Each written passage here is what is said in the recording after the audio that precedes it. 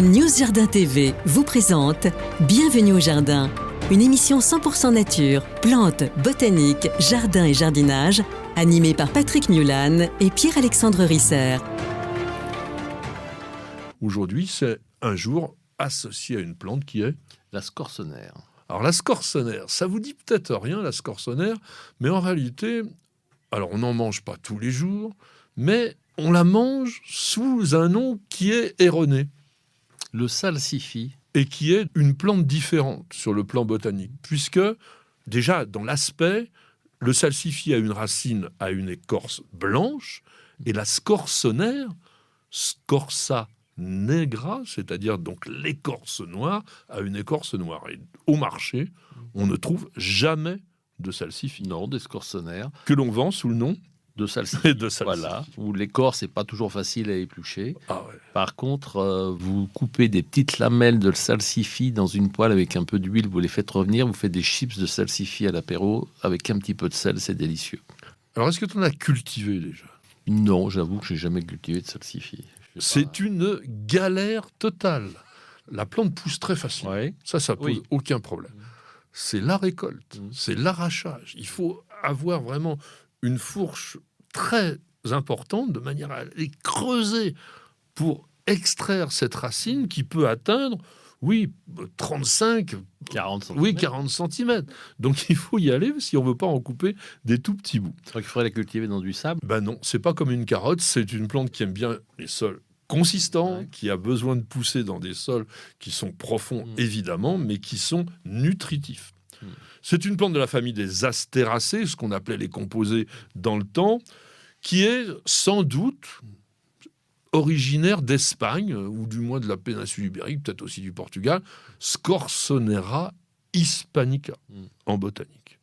Et on en trouve encore, a priori, dans le sud de l'Europe, une forme sauvage, alors que ça fait très longtemps que cette plante a été introduite dans nos cultures, puisque vers la fin du XVIIe siècle, et surtout au XVIIIe, on la consommait régulièrement. La Quintini, le fameux potagériste du roi, celui qui avait créé le potager du roi pour Louis XIV, il a dit la chose suivante. C'est une de nos principales racines, admirable cuite, soit pour le plaisir du goût, soit pour la santé du corps. Et oui, parce que à l'époque, toutes les plantes étaient utilisées à des fins médicinales, souvent assez farfelues. On conseillait la scorsonère pour les vertiges, pour les problèmes cardiaques, même contre la peste et même contre les morsures de serpents. C'était pas complètement faux. D'ailleurs, souvent, la pharmacopée populaire, elle est sur des bases observées qui ensuite, par rapport à la science d'aujourd'hui, ont réussi à être prouvées. Et on sait que la racine contient quelques substances, alors il y en a très très peu, qui sont efficaces contre certains venins. C'est riche, scorsonère, quand on en mange, il y a des vitamines là-dedans. Oui, des anciens légumes, de toute façon, il y a beaucoup de fibres, il y a beaucoup de valeurs nutritives. Alors là, on est sur de la vitamine E, il y a de l'acide folique, de la vitamine C. C'est vraiment une plante intéressante au niveau de la minéralisation. Ça se digère pas toujours très très bien. Ça peut créer quelques flatulences, comme on dit. Donc attention quand même quand on en mange.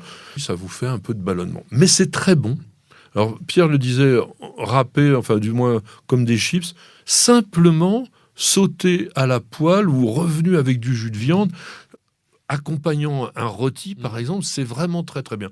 On peut mettre autre chose que uniquement de la scorsonère quand on fait un plat. Culture, donc je disais, sol profond, bien riche en matière organique. On va semer de mars à mai. C'est une plante qu'on cultive de façon annuelle, bien qu'elle soit vivace. Et on peut aussi la cultiver en bisannuel en semant en août-septembre. Dans ce cas-là, si vous semez en août-septembre, vous allez avoir un rendement encore supérieur, donc des racines encore plus longues, encore plus difficiles à arracher. Et sinon, il n'y a vraiment strictement rien à faire pour cette plante. Avec cette évocation se terminera, mes amis, notre émission. Pierre, merci beaucoup d'avoir participé. Merci Patrick. On est heureux que vous soyez avec nous. On vous dit à la semaine prochaine et bienvenue au jardin.